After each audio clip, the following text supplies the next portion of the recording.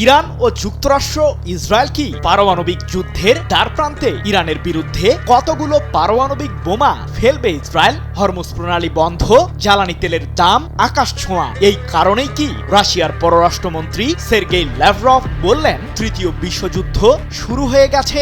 যদিও ইরানের পাল্টা হামলায় এরই মধ্যে লন্ডভন্ড মধ্যপ্রাচ্যে থাকা মার্কিন সামরিক ঘাঁটিগুলো ব্যাপক ক্ষতির মুখে পড়েছে উপসাগরীয় অঞ্চলের দেশগুলো। প্রশ্ন হলো, চলমান যুদ্ধের ময়দানে হঠাৎ কেন পারমাণবিক অস্ত্র ব্যবহারের প্রসঙ্গটি উঠছে? প্রায় 4 সপ্তাহ হতে চললেও ইরান যুদ্ধের ময়দানে এখনো চরমে রয়েছে উত্তাপ। সংকট সমাধানে নেই কোনো কার্যকরী পদক্ষেপ। উল্টো মধ্যপ্রাচ্য জুড়ে থাকা যুক্তরাষ্ট্র ও ইসরায়েলের সামরিক এবং বেসামরিক স্থাপনা ইরানের ছোড়া ক্ষেপণাস্ত্রের আঘাতে ধ্বংস হয়ে গেছে। হরমুজ প্রণালীতে ইরানের সামরিক বাহিনী কড়া অবস্থান নেওয়ায় বিশ্বব্যাপী তেলের বাজার টালমাটাল হয়ে পড়েছে। সেই সাথে সৌদি আরব, কাতার, কুয়েত ও সংযুক্ত আরব আমিরাত সহ উপসাগরীয় অঞ্চলের নিরাপত্তা ব্যবস্থা ভেঙে পড়েছে। যদিও চলমান যুদ্ধে ইরানের বেশ কয়েকজন শীর্ষ রাজনৈতিক নেতা ও সামরিক কর্মকর্তা নিহত হয়েছেন, তবুও ইরানের যুদ্ধ করার সক্ষমতা এখনো অক্ষুণ্ণ রয়েছে বলে দাবি বিশ্লেষকদের।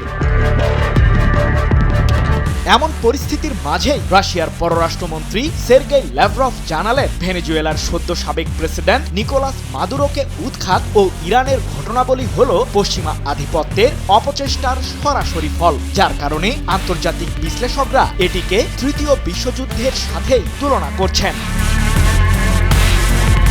এদিকে ইরানের বিরুদ্ধে যখন যুদ্ধ চালিয়ে যেতে হিমশিম অবস্থায় পড়েছে যুক্তরাষ্ট্র ও ইসরায়েলের সামরিক বাহিনী, ঠিক তখনই পশ্চিমা সামরিক জোট ন্যাটোর সহায়তা চেয়েছেন মার্কিন প্রেসিডেন্ট ডোনাল্ড ট্রাম্প। কিন্তু ন্যাটোর পাশাপাশি ইউরোপীয়রাও চলমান এই যুদ্ধে জড়াতে অস্বীকৃতি জানিয়েছে, যার কারণে মধ্যপ্রাচ্যে এক প্রকার কোণঠাসা হয়ে পড়েছে ইহুদিবাদীরা। এ কারণেই কি যুদ্ধের ময়দানে এবার পারমাণবিক অস্ত্র ব্যবহার করবে ইহুদিবাদীরা?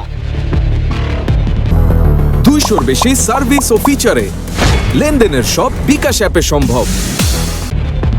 চলমান যুদ্ধে ইরানের ছোড়া ব্যালিস্টিক মিসাইল ও আত্মঘাতী ড্রোনের সামনে নাস্তানাবুদ অবস্থা ইসরায়েল ও যুক্তরাষ্ট্রের। যুদ্ধের ময়দানে ইসরায়েলের পরিস্থিতি যদি আরো খারাপের দিকে গড়ায়, তাহলে ইহুদিবাদীরা ইরানের বিরুদ্ধে পারমাণবিক অস্ত্র ব্যবহার করতে পারে। এমনকি মার্কিন প্রেসিডেন্ট ট্রাম্পের অনুমতি না নিয়েই পারমাণবিক যুদ্ধে জড়াতে পারে ইসরায়েল, এমন শঙ্কার কথাই জানিয়েছেন হোয়াইট হাউসের এআই ও ক্রিপ্টো বিষয়ক প্রধান ডেভিড স্যাক। যার কারণে ট্রাম্পের উদ্দেশ্যে ডেভিড স্যাকের পরামর্শ, যুক্তরাষ্ট্র যেন দ্রুতই বিজয় ঘোষণা করে যুদ্ধের ময়দান থেকে বেরিয়ে আসে। 24 মার্চ এক প্রতিবেদনে বিষয়টি নিশ্চিত করেছে তুরস্কের সংবাদ মাধ্যম টিআরটি ওয়ার্ল্ড। আন্তর্জাতিক বিভিন্ন গবেষণা সংস্থার মতে ইসরায়েলের কাছে বর্তমানে প্রায় 90টির মতো পারমাণবিক অস্ত্রের ওয়ারহেড রয়েছে। যদিও পারমাণবিক অস্ত্রের ব্যবহার নিয়ে হোয়াইট হাউসের ওই উপদেষ্টার শঙ্কাকে উড়িয়ে দিয়েছেন ট্রাম্প। এ সম্পর্কে মার্কিন প্রেসিডেন্ট জানিয়েছেন ইসরায়েল এমনটা করবে না। তবে মধ্যপ্রাচ্যে পারমাণবিক যুদ্ধের বিষয়ে সতর্ককারী একমাত্র ব্যক্তি নন ডেভিড স্যাক। জন মিয়ারশেইমার নামে মার্কিন একজন আন্তর্জাতিক সম্পর্ক বিষয়ক বিশ্লেষক জানিয়েছেন, ইসরায়েল যদি প্রচলিত উপায়ে ইরানকে প্রতিরোধ করতে না পারে, তাহলে ইহুদিবাদীরা পারমাণবিক অস্ত্র ব্যবহারের পথে হাঁটবে। আমরা জানি পুরো পৃথিবীতে ইসরায়েলের মতো নির্মম রাষ্ট্র নেই। তাহলে কি ইরানও পারমাণবিক অস্ত্র তৈরি করে ফেলবে?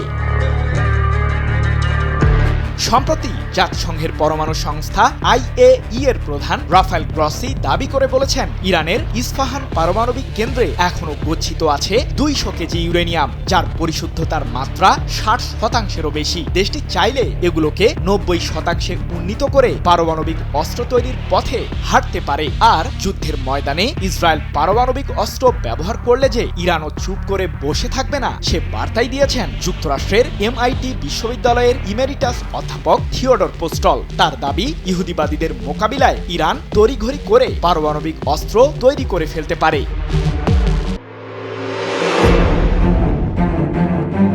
আন্তর্জাতিক ভূরাজনীতির খবর যারা রাখেন তারা স্বীকার করবেন আন্তর্জাতিক রাজনীতিতে শক্তি শেষ কথা। আর তাই বিশ্ব পরাশক্তিরা কখনোই চায় না অন্য কেউ শক্তিশালী হয়ে তাদের আধিপত্যকে চ্যালেঞ্জ করুক। তারা নিজেদের শ্রেষ্ঠত্ব ধরে রাখতে চায়। তবে এক্ষেত্রে ব্যতিক্রম উত্তর কোরিয়া। যুক্তরাষ্ট্র ও পশ্চিমাদের চাপ প্রত্যাখ্যান করে পরমাণু শক্তিধর রাষ্ট্র হয়ে ওঠে উত্তর কোরিয়া। এবার পরমাণু অস্ত্র নিয়ে চাঞ্চল্যকর মন্তব্য করলেন দেশটির সর্বোচ্চ নেতা কিম জং উন। কিম জানিয়েছেন, ইরান ও যুক্তরাষ্ট্রের মধ্যকার বর্তমান চলমান সংঘাত প্রমাণ করে পরমাণু অস্ত্র ত্যাগের চাপ প্রত্যাখ্যান করে তার দেশ সঠিক সিদ্ধান্ত নিয়েছিল। সম্প্রতি উত্তর কোরিয়ার সুপ্রিম পিপলস অ্যাসেম্বলিতে দেওয়া এক ভাষণে কিম জং উন যুক্তরাষ্ট্রের বিরুদ্ধে রাষ্ট্রীয় পৃষ্ঠপোষকতায় সন্ত্রাসবাদ এবং আগ্রাসনের অভিযোগ আনেন। তিনি দৃঢ়তার সাথে বলেন, বর্তমান বিশ্ব পরিস্থিতি প্রমাণ করে যে আমেরিকার মিষ্টি কথা কিংবা চাপের মুখে নতি স্বীকার না করে উত্তর কোরিয়া নিজের পরমাণু সক্ষমতা বাড়িয়ে সঠিক সিদ্ধান্তই নিয়েছিল। কিম আরও ঘোষণা করেন, পরমাণু শক্তিধর রাষ্ট্র হিসেবে উত্তর কোরিয়ার অবস্থান এখন অপরিবর্তনীয় ও চূড়ান্ত। উত্তর কোরিয়ার নেতৃত্বের দীর্ঘদিনের বিশ্বাস যে পারমাণবিক অস্ত্রহীন দেশগুলো সবসময়ই মার্কিন সামরিক শক্তির সামনে অরক্ষিত। কিম জং উনের মতে, প্রেসিডেন্ট ডোনাল্ড ট্রাম্প কর্তৃক ইরানের পারমাণবিক সক্ষমতা ধ্বংস করার দাবি এবং এর পরবর্তী সামরিক অভিযানগুলো উত্তর কোরিয়ার এই ধারণাকেই সত্য প্রমাণ করেছে। কিম মনে করেন, একমাত্র শক্তিশালী পারমাণবিক প্রতিরক্ষা ব্যবস্থায় মার্কিন আগ্রাসন প্রতিরোধ করার এবং দেশের সার্বভৌমত্ব রক্ষার একমাত্র গ্যারান্টি। সম্প্রতি ট্রাম্প উত্তর কোরিয়ার সঙ্গে পুনরায় আলোচনার ইঙ্গিত দিলেও কিমের এই অনমনীয় অবস্থান সেই প্রক্রিয়ায় বড় ধরনের অনিশ্চয়তা তৈরি করেছে। কিম জং উন স্পষ্ট করে জানিয়েছেন, যুক্তরাষ্ট্রকে অবশ্যই উত্তর কোরিয়াকে একটি পারমাণবিক শক্তিধর রাষ্ট্র হিসেবে আনুষ্ঠানিক স্বীকৃতি দিতে হবে। একই সাথে রাশিয়ার সঙ্গে উত্তর কোরিয়ার কৌশলগত সম্পর্ক এখন এক অনন্য উচ্চতায় পৌঁছেছে। সম্প্রতি রুশ রাষ্ট্রীয় টেলিভিশনে ইউক্রেন সীমান্তের কাছে উত্তর কোরিয়ার সেনাদের প্রশিক্ষণের দৃশ্য প্রচারিত হয়েছে, যা দুই দেশের ক্রমবর্ধমান সামরিক সহযোগিতারই বহিঃপ্রকাশ। বিশ্লেষকদের মতে, এই সামরিক সহায়তার বিনিময়ে উত্তর কোরিয়া ক্রেমলিনের কাছ থেকে প্রয়োজনীয় খাদ্য, জ্বালানি এবং অত্যাধুনিক সামরিক প্রযুক্তি লাভ করছে। সব মিলিয়ে বর্তমানের এই নতুন ভূরাজনৈতিক সমীকরণে কিম জং উন যুক্তরাষ্ট্রের সঙ্গে আলোচনার পথ একেবারে রুদ্ধ না করলেও একটি কঠোর শর্ত জুড়ে দিয়েছেন। তিনি স্পষ্ট বার্তা দিয়েছেন, বসার সুযোগ থাকলেও সেখানে উত্তর কোরিয়ার পরমাণু অস্ত্রত্যাগ নিয়ে কথা বলার কোনো অবকাশ নেই। অর্থাৎ যে কোনো ভবিষ্যৎ আলোচনার মূল ভিত্তি হতে হবে উত্তর কোরিয়াকে একটি পরমাণু শক্তিধর রাষ্ট্র হিসেবে মেনে নেওয়া। অবশেষে ইরানের কাছে হার মানতে বাধ্য হল যুক্তরাষ্ট্র। ইরানের সংকল্পের কাছে পরাজিত হল মার্কিন ইসরায়েলি আধিপত্য। আধুনিক অস্ত্রশস্ত্র আর প্রযুক্তিকেও শেষ পর্যন্ত হার মানতে হল পারস্যভূমির শ্রেষ্ঠত্ব আর ইরানিদের অদম্য মনোবলের কাছে। শেষ পর্যন্ত ইরানের কাছে হার মানতেই হলো মার্কিন যুক্তরাষ্ট্রকে। সকল জল্পনা কল্পনা শেষে ইরানের কাছে যুদ্ধবিরতির প্রস্তাব পাঠিয়েছে মার্কিন যুক্তরাষ্ট্র। যুক্তরাষ্ট্রের হয়ে এ প্রস্তাব ইরানের কাছে পৌঁছে দিয়েছে পাকিস্তান। পাকিস্তানের উচ্চ পর্যায়ের একটি সূত্র আন্তর্জাতিক গণমাধ্যম আল জাজিরাকে বিষয়টি নিশ্চিত করেছে। পাকিস্তানের উচ্চ পর্যায়ের একটি সূত্র আল জাজিরাকে জানিয়েছে, ট্রাম্প প্রশাসনের পক্ষ থেকে প্রস্তুত করা একটি প্রস্তাবনা ইরানের কাছে পৌঁছে দেওয়া হয়েছে। বর্তমানে সেই প্রস্তাবের উপর ইরানের প্রতিক্রিয়ার অপেক্ষা করা হচ্ছে। এছাড়াও আগামী কয়েকদিনের মধ্যে পাকিস্তানে যুক্তরাষ্ট্র ও ইরানের কর্মকর্তাদের মধ্যে একটি বৈঠক অনুষ্ঠিত হতে পারে বলেও জানা গেছে। যদিও আনুষ্ঠানিকভাবে ইরানের কাছ থেকে এখন পর্যন্ত এ বিষয়ে কোনো প্রতিক্রিয়া পাওয়া যায়নি। দীর্ঘদিন ধরেই যুদ্ধবিরতির কথা সামনে আসছিল। মার্কিন প্রেসিডেন্ট ডোনাল্ড ট্রাম্পের সাম্প্রতিক মন্তব্যে সেসব বিষয় স্পষ্টভাবে ফুটে ওঠে। মূলত ইরানের পাল্টা প্রতিরোধের মুখে দিশেহারা হয়েই যুদ্ধবিরতির কথা ভাবা শুরু করে যুক্তরাষ্ট্র। আর তাই পরিস্থিতি নিয়ন্ত্রণের বাইরে চলে যাওয়ার আগেই হম্বিতম্বি করে যুদ্ধবিরতির পথে হাঁটা শুরু করে যুক্তরাষ্ট্র। তবে জানা গেছে, যুদ্ধবন্ধে পাল্টা শর্ত আরোপ করে ইরান। সামরিক পাল্টা সক্ষমতা ও কৌশলগত অবস্থানের কারণে দর কষাকষিতে সুবিধাজনক জায়গায় পৌঁছেছে ইরান। ইরানের মতে, শর্ত না মানলে যুদ্ধবিরতিতে যাবে না দেশটি। গত 28 ফেব্রুয়ারি ইরানে সরকার পরিবর্তনের লক্ষ্যে দেশটিতে সামরিক আগ্রাসন শুরু করে মার্কিন ইসরায়েলি বাহিনী। যুক্তরাষ্ট্র ও ইসরায়েল ভেবেছিল আচমকা চালানো এই হামলায় দেশটির সরকার ব্যবস্থা ভেঙে পড়বে এবং মার্কিন ইসরায়েলি লক্ষ্য সহজেই অর্জিত হবে। তবে অতি শীঘ্রই সে আশা নিরাশায় পরিণত হয়। ইরানের পাল্টা আক্রমণে দিশেহারা মতো অবস্থা হতে হয় মার্কিন যুক্তরাষ্ট্র ও ইসরায়েলকে। পাল্টা প্রতিক্রিয়ায় ইরান মধ্যপ্রাচ্যে অবস্থিত মার্কিন ঘাঁটি ও ইসরায়েলি ভূখণ্ডকে লক্ষ্য করে হামলা চালায়। ইরানে ছোড়া মুহুর্মুহু ড্রোন ও মিসাইলের আক্রমণে বিভিন্ন মার্কিন ও ইসরায়েলি স্থাপনা ধ্বংসস্তূপে পরিণত হয়। JBS Holdings Limited। সবশেষে বলা যায়, যুক্তরাষ্ট্রের পক্ষ থেকে ইরানকে যুদ্ধবিরতির প্রস্তাব পাঠানোর মানে যুদ্ধে এক ধরনের পরাজয়ই বরণ করতে হলো মার্কিন ইসরায়েলি বাহিনীকে। তবে ইরান এ প্রস্তাবে রাজি হবে কিনা তা এখনো নিশ্চিত করে বলা যাচ্ছে না। এখন দেখার বিষয় শেষ পর্যন্ত এই প্রস্তাব আদৌ স্থায়ী সমাধান বয়ে আনতে পারে কিনা। বিশ্বজুড়ে একের পর এক সংঘাত। ইউরোপ, মধ্যপ্রাচ্য, আফ্রিকা, কোথাও যেন থামছে না উত্তেজনা। মধ্যপ্রাচ্য তো বলতে গেলে আগুনেই পুড়ছে। আর এই প্রেক্ষাপটেই এক চাঞ্চল্যকর মন্তব্য এসেছে রাশিয়ার পররাষ্ট্রমন্ত্রী সের্গেই ল্যাভরভের কাছ থেকে। রাশিয়ার এই শীর্ষ কূটনীতিক বলছেন, বর্তমান পরিস্থিতি দেখে মনে হচ্ছে তৃতীয় বিশ্বযুদ্ধ ইতোমধ্যেই শুরু হয়ে গেছে। সের্গেই ল্যাভরভের দাবি, বিশ্বের বিভিন্ন অঞ্চলে চলমান সংঘাতগুলো এখন এতটাই বিস্তৃত যে অনেক আন্তর্জাতিক সমর বিশেষজ্ঞ ইতোমধ্যেই একে তৃতীয় বিশ্বযুদ্ধ হিসেবে আখ্যা দিতে শুরু করেছেন। ল্যাভরভের বক্তব্যে উঠে এসেছে আরও একটি বড় অভিযোগ। সের্গেই ল্যাভরভের মতে, মধ্যপ্রাচ্যে যে অস্থিরতা চলছে তা স্বাভাবিক নয়, বরং এটি পশ্চিমা শক্তিগুলোর আধিপত্য ধরে রাখার কৌশলের অংশ। তিনি সরাসরি অভিযোগ করেন, পশ্চিমারা রাশিয়ার সঙ্গে সংঘাত জিইয়ে রাখতে তাদের রাজনৈতিক ও অর্থনৈতিক সম্পদ ব্যবহার করছে। এই উত্তেজনার মধ্যেই রাশিয়া জানাচ্ছে তারা থেমে নেই, বরং নতুন জোট গঠনের চেষ্টা চলছে। আগামী অক্টোবর মাসে মস্কোতে অনুষ্ঠিত হতে যাচ্ছে রাশিয়া আফ্রিকা সম্মেলন। ল্যাভরভ জানিয়েছেন, আফ্রিকার মিত্র দেশগুলোর সঙ্গে মিলেই এই সম্মেলনের প্রস্তুতি নিচ্ছে তারা। অর্থাৎ বৈশ্বিক রাজনীতিতে নতুন মেরুকরণের ইঙ্গিতও স্পষ্ট হচ্ছে। তবে কি যুদ্ধক্ষেত্রে যুক্তরাষ্ট্রের মুখোমুখি দাঁড়াতে নিজেদের জোট শক্ত করতে শুরু করেছে রাশিয়া? রাশিয়ার এই শীর্ষ কূটনীতিক কি বলছেন নিজেদের অন্যতম মিত্র ইরানকে নিয়ে?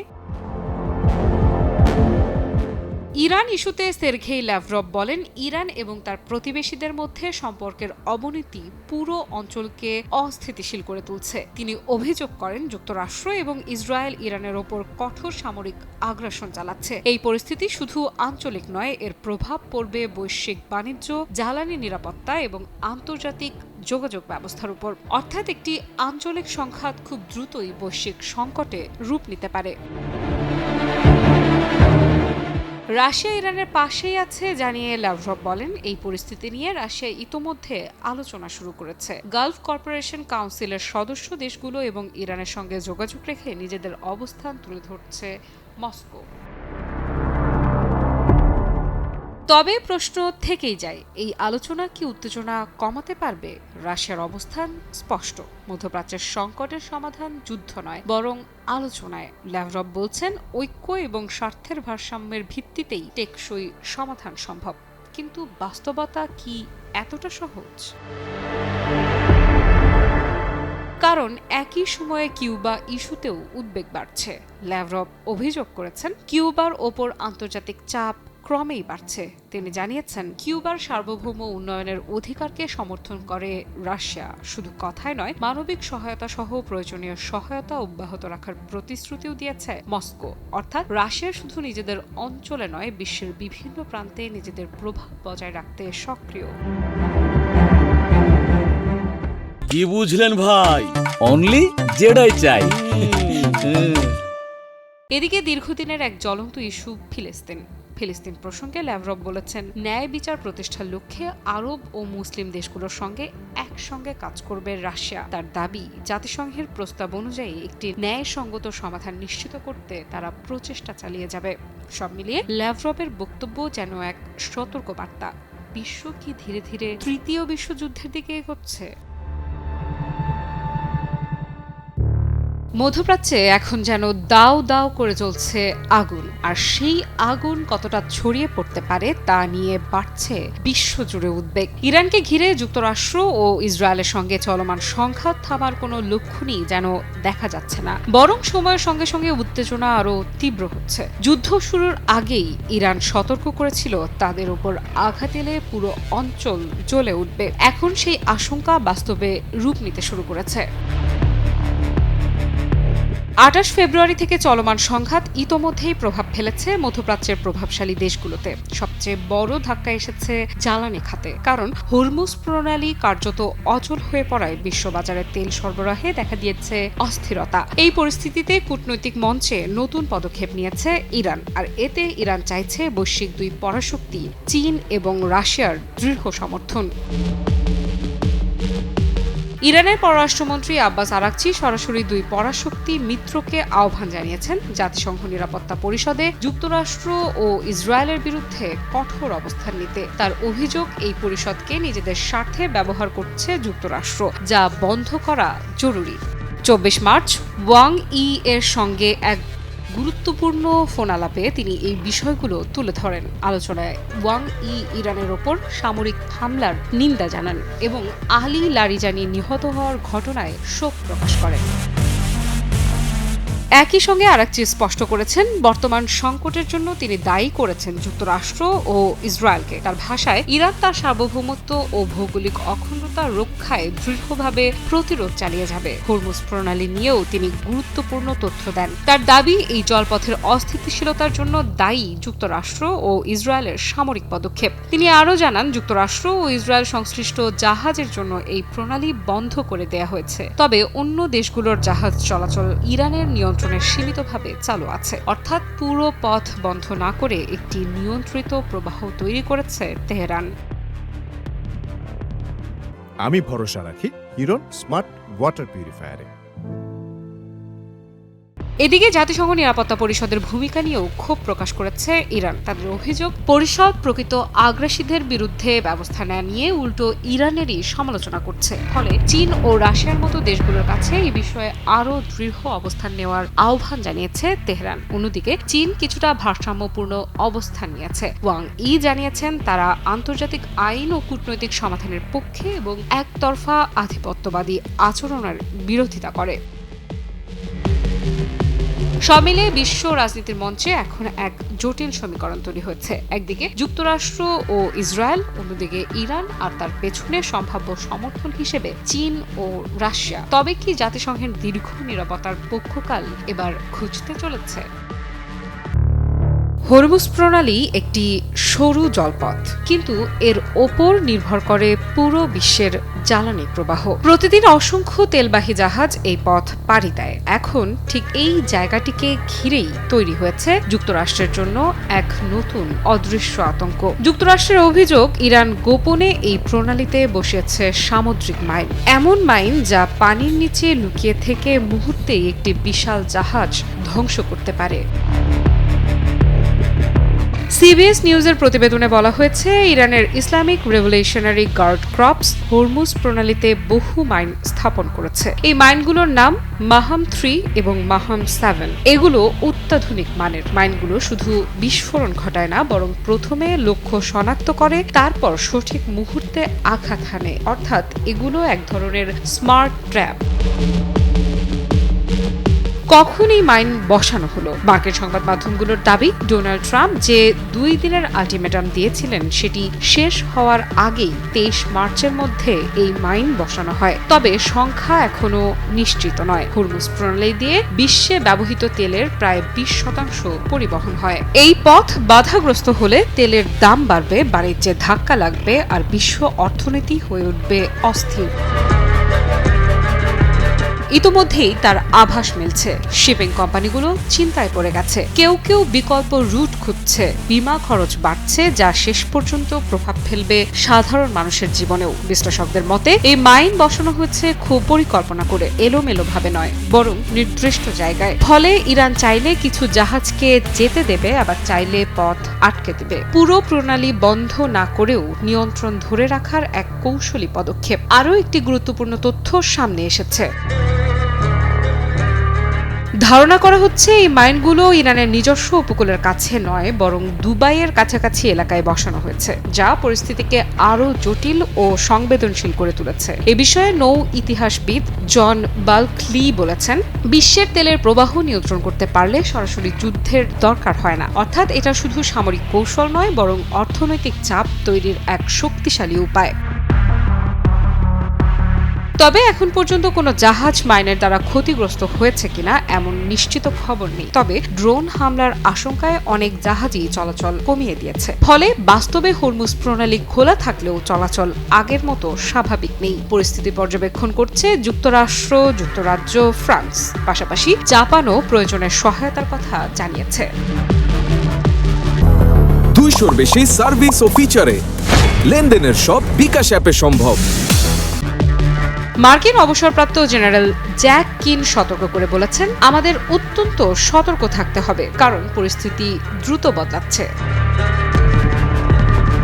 ইরানের বসানো অদৃশ্য এই মাইনগুলোই কি হয়ে উঠতে চলেছে বিশ্ব অর্থনীতির ওপর নতুন চাপের অস্ত্র? যুক্তরাষ্ট্রকে কি এভাবেই আরও একবার ধরাশায়ী করল ইরান? হরমুজ প্রণালী যদিও এখনো খোলা, কিন্তু নিরাপত্তা নিয়ে প্রশ্ন বড় হচ্ছে প্রতিদিন।